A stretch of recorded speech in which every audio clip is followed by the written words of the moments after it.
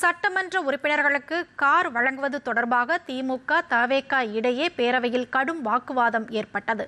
நிதி நெருக்கடியில் தமிழ்நாடு அரசு உள்ளதாக முதலமைச்சர் தெரிவித்துள்ளதாக கூறிய எதிர்க்கட்சித் தலைவர் உதயநிதி ஸ்டாலின், பொருளாதார அடிப்படையில் நலிவடைந்த சட்டமன்ற உறுப்பினர்களுக்கு மட்டும் கார் வழங்க வேண்டும் என்றார். திமுக உறுப்பினர்களுக்கு கார் வேண்டாம் என்றும் அவர் தெரிவித்தார். அனைத்து சட்டமன்ற உறுப்பினர்களுக்கும் புதிய வாகனம் இந்த அரசு வழங்குவதாக முடிவெடுத்து அறிவிச்சிருக்கிறீங்க. இதில் எங்களுடைய திராவிட முன்னேற்ற கழகத்துடைய நிலைமை இந்த அரசில் சபையில் நான் பதிய வைக்க விரும்புகின்றேன்.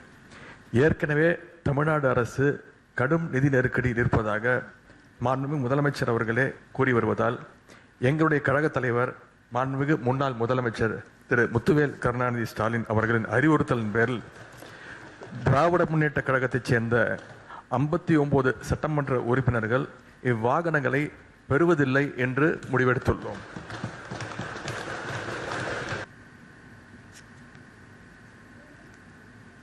இதற்கு பதிலளித்த அமைச்சர் ஆதவ அர்ஜுனா, விசிக சட்டமன்ற உறுப்பினர் வைத்த கோரிக்கை அடிப்படையில் முதலமைச்சர் அந்த அறிவிப்பினை வெளியிட்டார் என்றும், அறிவிப்பு வெளியிடும் போது அனைவருக்கும் பொதுவானது என்றுதான் வெளியிட முடியும் என்றும் கூறினார்.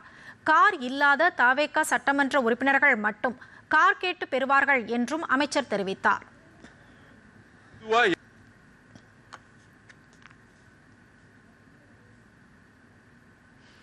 இந்திய கம்யூனிஸ்ட் கட்சி உறுப்பினர்களுக்கும் கார் வேண்டாம் என்று அக்கட்சி எம்எல்ஏ தளி ராமச்சந்திரன் குறிப்பிட்டார்.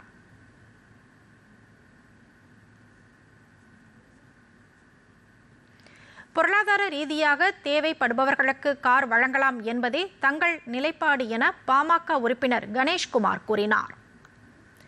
முன்னாள் முதலமைச்சர் கருணாநிதியின் காலத்தில் நகராட்சி தலைவர்களுக்கு கார்கள் வழங்கப்பட்டது என்றும், அதனால் இது புதிய நடைமுறை இல்லை என்றும் அமைச்சர் ஷாஜகான் தெரிவித்தார்.